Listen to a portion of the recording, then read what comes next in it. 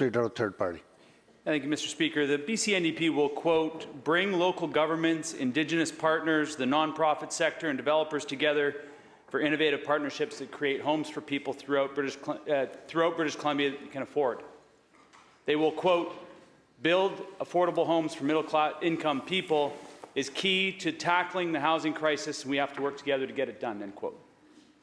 These are the talking points for the BC Builds program, right? Wrong. They're from the 2018 HousingHub announcement. The Premier's highly anticipated flagship housing program is a rebranded version of a program that was brought in by a former minister that has delivered 3,823 units with 2,331 more units under construction in 6 years. It's a far cry from the hundreds of thousands of units that the reports say that we need. At least the HousingHub targeted household incomes, average incomes as low as $50,000. Mr. Speaker, to the Minister of Housing, how can British Columbians have any confidence that BC Builds will be more successful than the abandoned program that they recycled it from called the HousingHub? Minister of Housing. Thank you, Honourable Speaker. Honestly, thank you. Thanks to the member for the question. I am so proud of BC Builds program, not only because this will build affordable housing for middle-income earners in British Columbia, where governments for decades decided that that's not what they wanted to do. Not only am I proud that this will partner with local governments, we're already seeing partnerships with First Nations to use public lands, public financing to build more affordable housing, but not only that, we're also going to keep it in not-for-profit hands. We're going to keep it in government hands, Honourable Speaker. That is the type of innovative solutions that we need to address the housing crisis. Now, I appreciate my friends from the Greens. I looked at a Greens platform, and it said, we need small-scale multi-unit housing. We need transit-oriented development. We need more supply on the market. And I was pleased to see that. What I wasn't pleased to see, that it was actually the Ontario Greens that had that plan, and it wasn't the BC Greens. Honourable Speaker, if we want to address this housing crisis, I think it's important that the BC Greens step up and address the challenges, partner with us to find solutions, and not side with the BCU party and the BC Conservatives.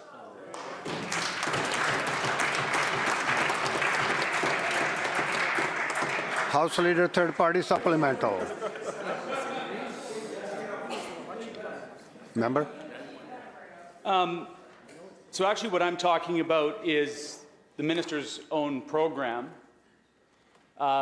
masquerading this new program that's masquerading, basically, it's just the old program.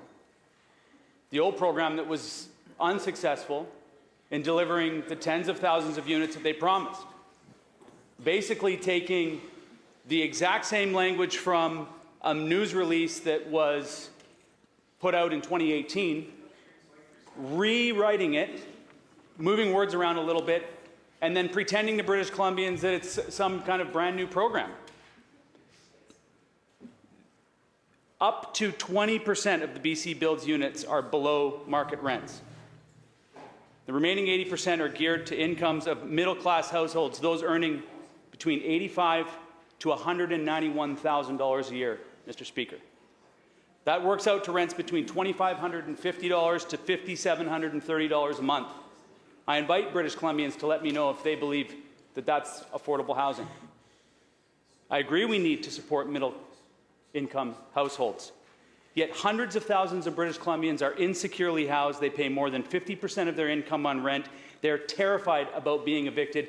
And guess what? British Columbia has the highest rates of evictions in this country. To top it off, now those $50,000 a year households have to subsidize household incomes of $191,000 a year. Mr. Speaker, my question again is to the Minister of Housing. Does he think it's okay for households making $50,000 a year to subsidize housing for those households making $191,000 a year? Minister of Housing. Thank you, Honourable Speaker. And, I think it's important to note that the BC Builds program and the concept of the province and the federal government getting into building housing for middle-income families is so popular now that not only has the federal government decided to invest $2 billion in finances for the program, but other provinces across the country are calling us, asking us how they can adopt similar programs across the country.